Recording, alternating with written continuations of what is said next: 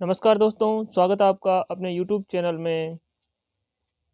आज आपको बहुत ही बड़ी सूचना से अवगत कराने जा रहे हैं। जो लोग आईपीओ में इन्वेस्ट करते हैं उनके लिए बहुत बुरी खबर है। तो सेबी ने आईपीओ से संबंधित नियम बदल दिए गए हैं, जिसके अंदर जो बड़े शेयर हैं वो लिस्टिंग के समय ही सारे शेयर बेच देते हैं। वो अब सभी शेयर नहीं बेच सकेंगे। तो सेबी ने क्या नियम बनाया वो देखिए। सेबी के आईपीओ संबंधित नियम बदले। इसमें है बड़े शेयर धारक लिस्टिंग पर नहीं बेच सकेंगे बड़ी हिस्सेदारी।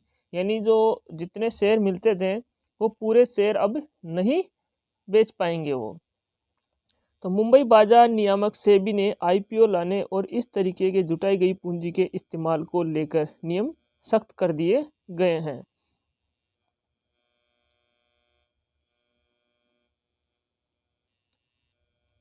एंकर निवेशकों को अब आईपीओ के बाद पूरे शेयर बेचने के लिए कम से कम 3 महीने का इंतजार करना पड़ेगा।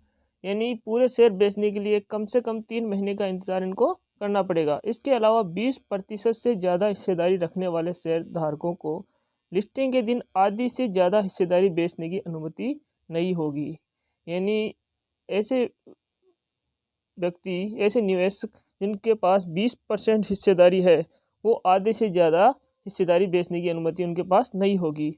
नए ये नियम लगेंगे वो 1 अप्रैल 2022 के बाद से लगेंगे। यानी इसके बाद जो आईपीओ लिस्टिंग होगी उनमें ये नियम लगेंगे।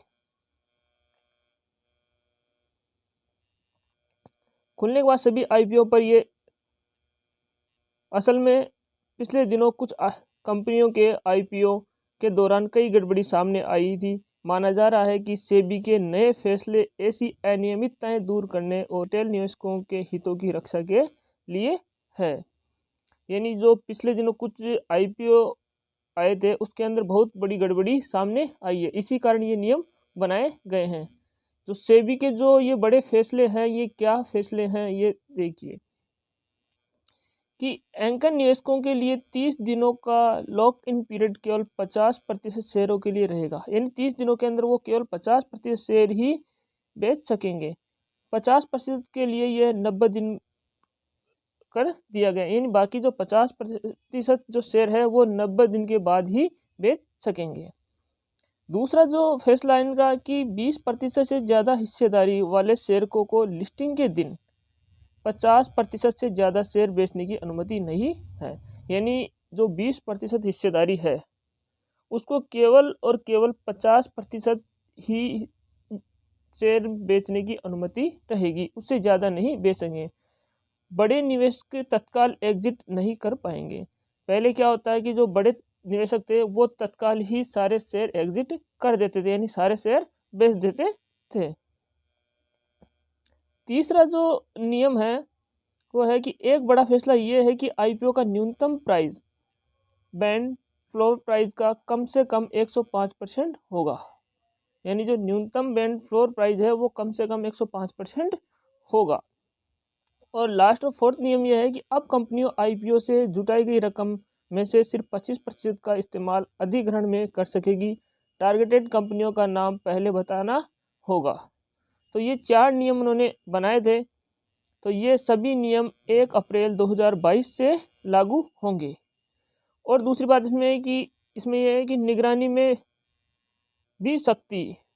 यानी आईपीओ के जरिए जुटाए गए धन की निगरानी रेटिंग एजेंसियां करेगी। सेबी ने म्यूचुअल फंडों को नियंत्रित करने वाले नियमों में बदलाव को भी मंजूरी दी है। किसी को भी ऐसे मैनेजिंग डायरेक्टर या पूर्णकालिक डायरेक्टर की नियुक्ति या पुनर्नियुक्ति जिसे पहले शेयर को द्वारा आप बैठक में खारिज कर दिया गया था, केवल शेयर धारकों के पूर्व अनुमोदन से ही किया जा सकेगी। तो ये जो नियम बनाए हैं ये सभी 1 अप्रैल 2022 से लागू होंगे। यानी अब इसमें ऐसा बताया गया है कि जो आईपीओ लिस्टेड होते हैं तो लिस्टिंग होते ही जो 100% जो शेयर है वो नहीं बेच सकेंगे, यानी उससे एग्जिट नहीं हो सकेंगे। ये भास्कर की न्यूज़ है, 29/12/2021 की ये न्यूज़ है। यानी कल की ये न्यूज़ है 29/12